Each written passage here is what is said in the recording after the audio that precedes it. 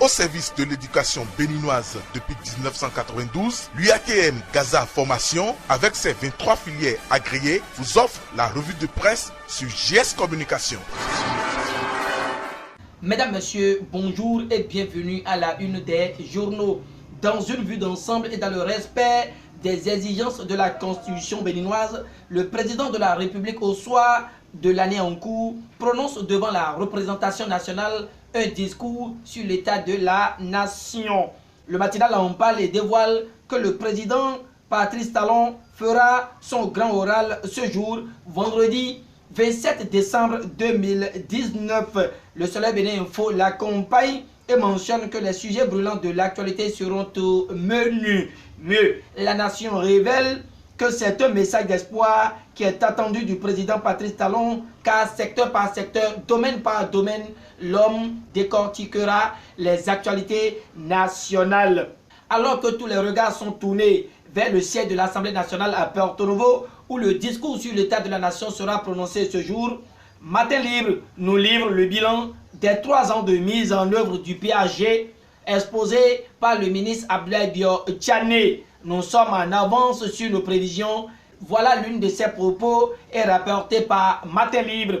Un bilan au-delà des expériences, écrit Libération, avant de préciser que près de 5 000 milliards de francs CFA sont déjà investis pour impacter la vie des Béninois.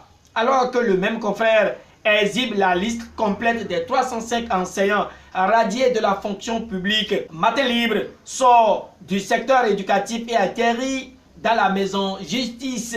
Comme préoccupation, le quotidien voudrait connaître ce que deviennent les poursuites contre Bako et Yaya. Toujours avec Matin Libre, et nous apprenons qu'il y a bavure dans la commune d'Avrancourt où un maçon a été abattu par un douanier hier. Cela nécessitera-t-il une poursuite? Seule la justice le dira. Déjà que les choses vont nettement mieux aujourd'hui, selon Matin Assoba, et rapporté par La Nation.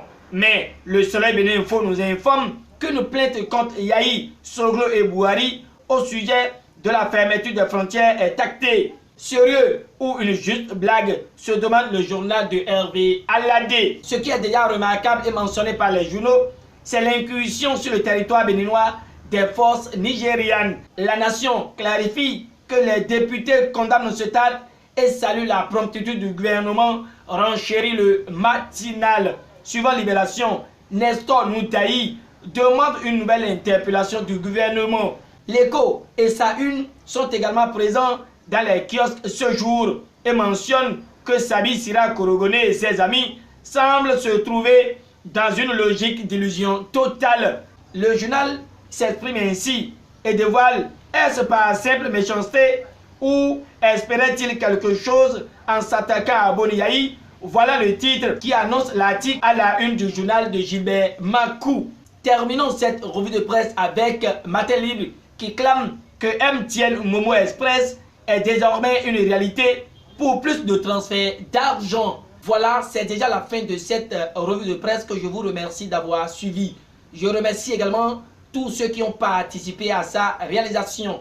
Au revoir et à demain pour votre émission 5 jours au Parlement.